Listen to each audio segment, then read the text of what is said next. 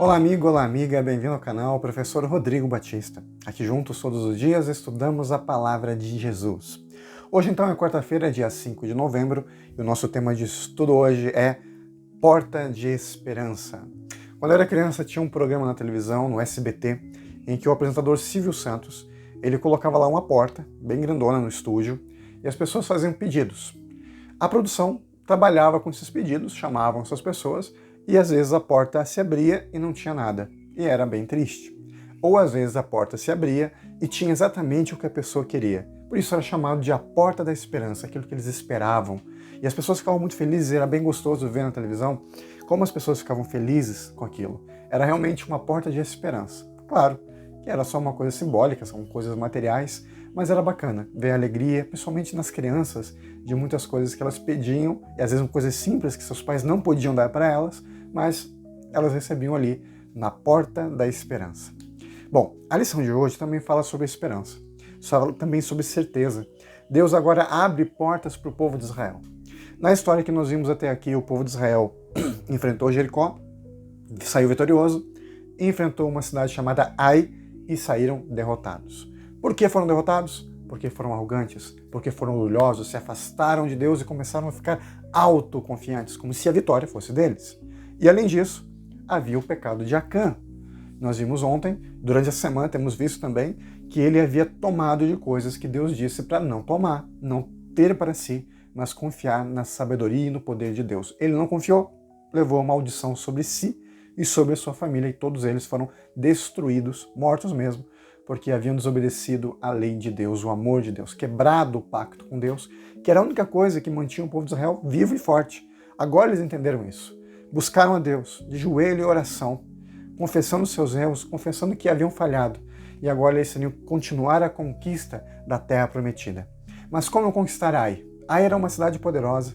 Eles haviam saído lá com o rabo entre as pernas, como algumas pessoas falam, saíram correndo, porque foram derrotados. Mas foi justamente isso, essa derrota, que ajudou com que Israel fosse vitorioso. Deus transformou a vitória dos inimigos em derrota para os inimigos, e a derrota do povo de Deus em vitória. Deus foi o grande agente na história de hoje, que conta pra gente como o povo de Israel venceu. Deus foi o estrategista militar ali. Ele deu para Josué tudo o que ele precisava para que eles trabalhassem e vencessem os seus inimigos. O texto bíblico de Josué, capítulo 8, versos 1 a 29, conta pra gente como Deus agiu para libertar o povo de Israel, renovando então uma aliança com o povo, para que o povo continuasse novamente com Deus e tivesse a vitória que pertence ao Senhor. Josué capítulo 8, verso 7 diz o seguinte: Então saireis, vós, da emboscada, e tomareis a cidade, porque o Senhor, vosso Deus, vô-la entregará nas vossas mãos. Aqui Deus está dizendo para eles o seguinte: olha, vocês vão vencer, porque eu estou dando a cidade para vocês. Eu vou estar lutando por vocês.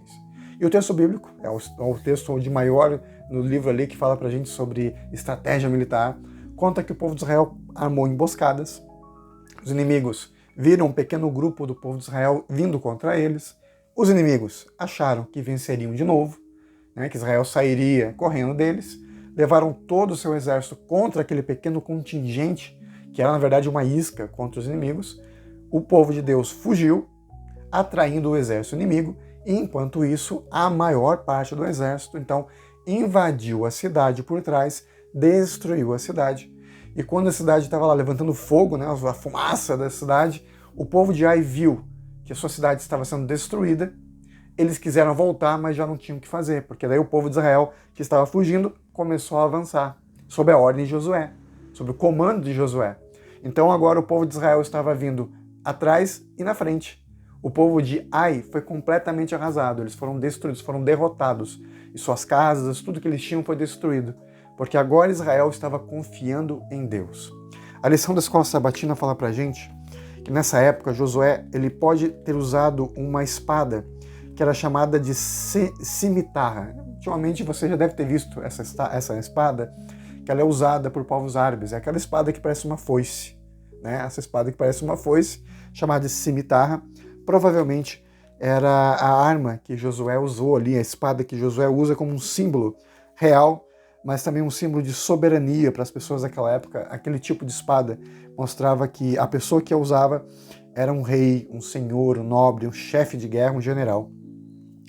E além de dar o sinal para o ataque, aqui também expressa a soberania de Deus na derrota. Eles só venceram porque Deus estava com eles. Nós só vencemos quando estamos com Jesus. Quando não acariciamos o mal, quando buscamos o poder de Deus para vencer aquilo que nos afasta dele.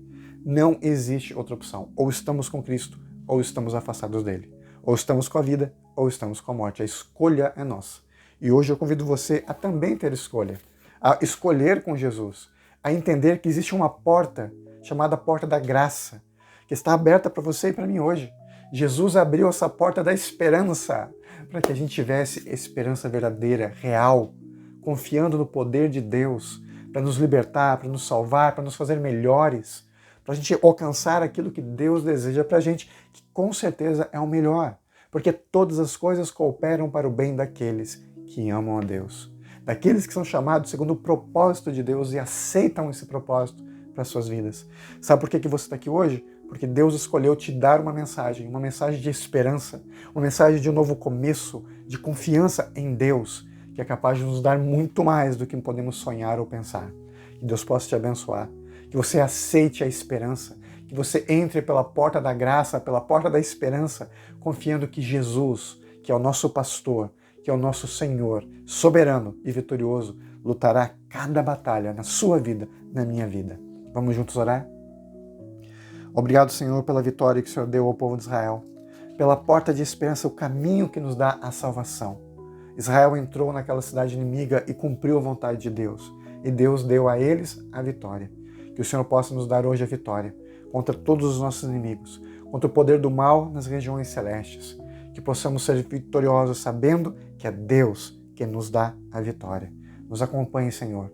Nos ajude na luta dessa vida. Nós pedimos estas bênçãos e também agradecemos pelo poder do nome de Jesus. Amém. Nunca se esqueça, meu amigo e minha amiga, nessa vida é você e Deus. Te vejo amanhã. Tchau, tchau.